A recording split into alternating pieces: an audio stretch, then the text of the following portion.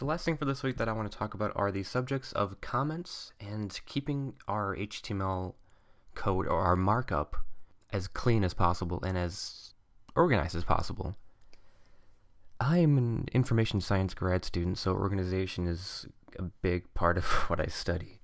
How to keep things organized, how to keep things cataloged, how to keep things efficient. That's kind of what I do at school sometimes, all the time, nonstop.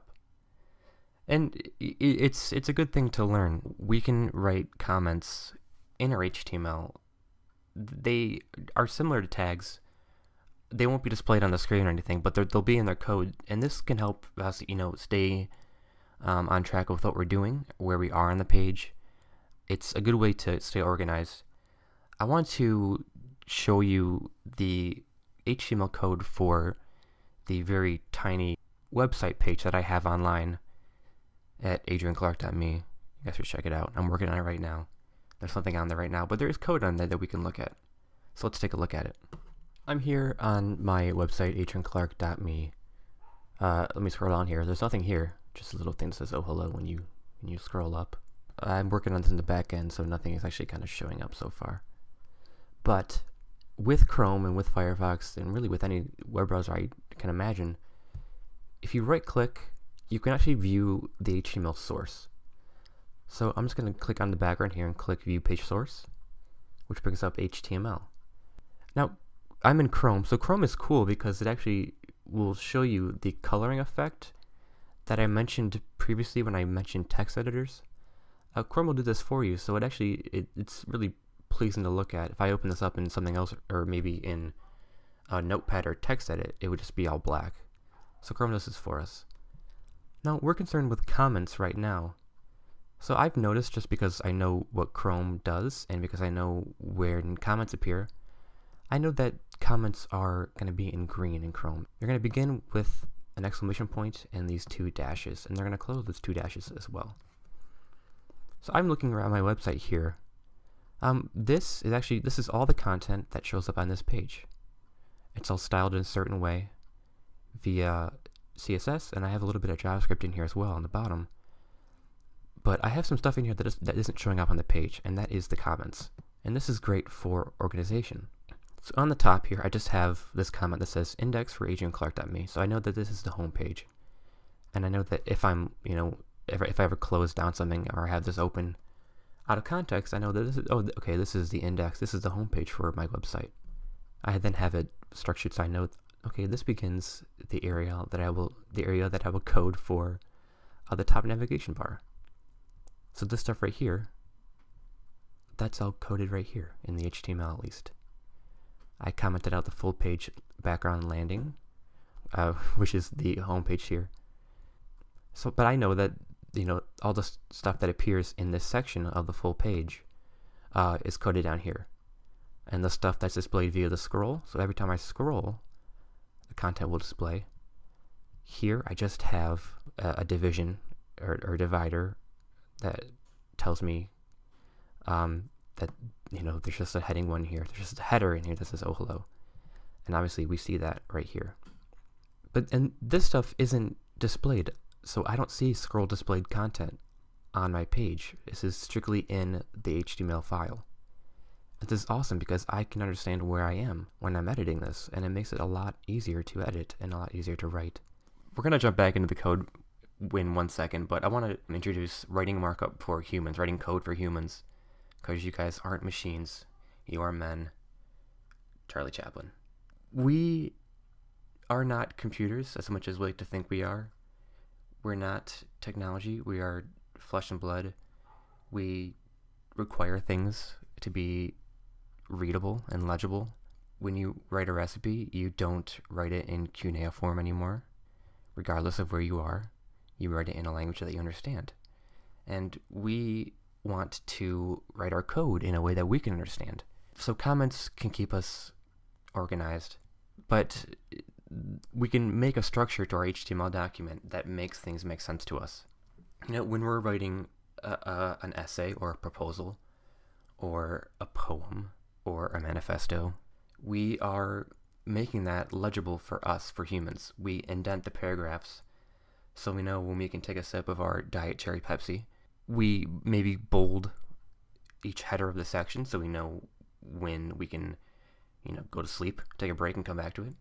We do these things for us, not for the book. We do this for us so we can, actually stay organized.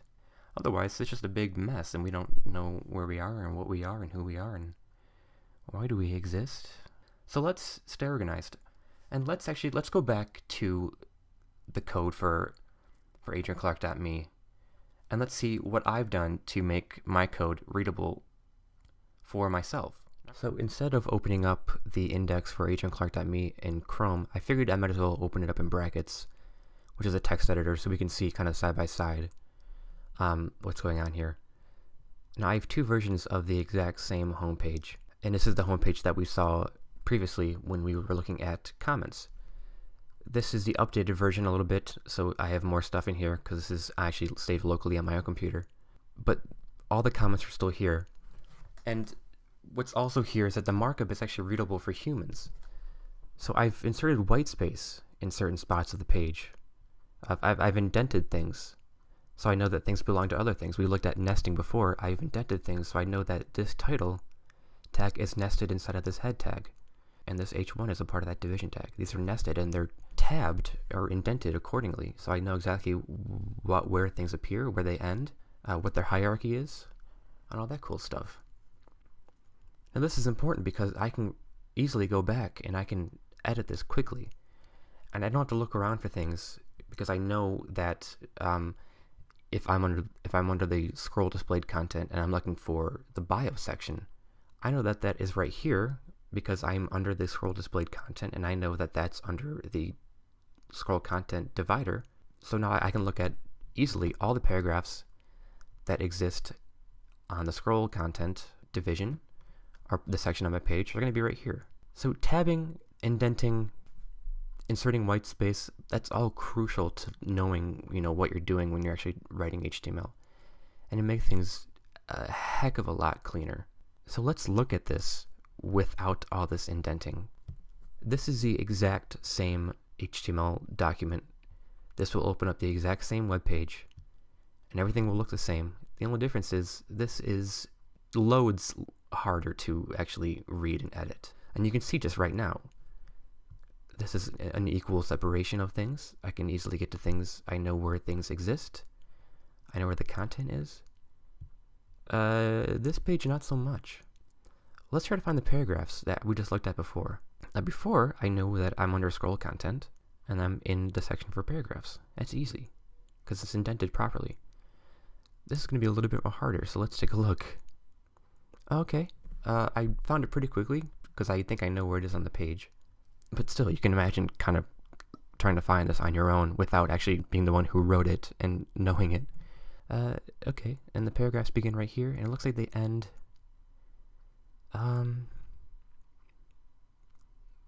actually, it looks like they keep going. It looks like they end right here.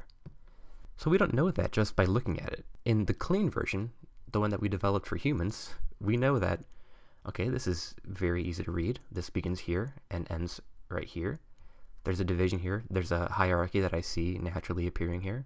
This is the opposite of that. This is just a menagerie of things and text and colors that we don't want to look at. And we don't want to create. We don't want to edit this. So just keep in mind that when you're writing HTML, and when you're writing code, and when you're writing anything really, or making anything, write it for yourself. Make sure that you can come back to it and edit it easily and effortlessly and efficiently, because you don't want to get stuck in this. You want to willingly hang out in this. So that concludes Web Design Workshop HTML Lesson 3. And Lesson 4 will be the last lesson before we actually start writing code. Finally. And this will be cool because once we start writing the code, we have all the background covered. Nothing will be weird. We're going to know exactly what we're doing, and it'll be awesome. But Lesson 4 will be the conclusion to this introductory chapter. And it'll be about classes and IDs and tags. We can give tags classes. We can give tags IDs so that we can refer back to them later, which is going to be awesome when we look at CSS and JavaScript, because that's huge. We're going to look at what attributes are on the tag, And we've looked at this a little bit before when I introduced the concept of a self-closing tag, such as an image tag, which we'll look at later on as well. The image tag has a source attribute that we can look at. That's an attribute that's not required on the image tag, but it's something that we can use. So we're going to look at that. We're going to look at name value pairs, which are part of attributes, and how to identify them. And then we're going to look at some attribute conventions, such as not putting JavaScript in the HTML. So I hope you guys stick around for both of those. And I highly recommend, going back and watching the first 3 lessons. So study up, play hard, go travel abroad. Go try that new restaurant down the street you haven't heard about before. Live your life. Come back when you guys feel like you want to come back. I'll be here waiting for you. Have a good day. Adios.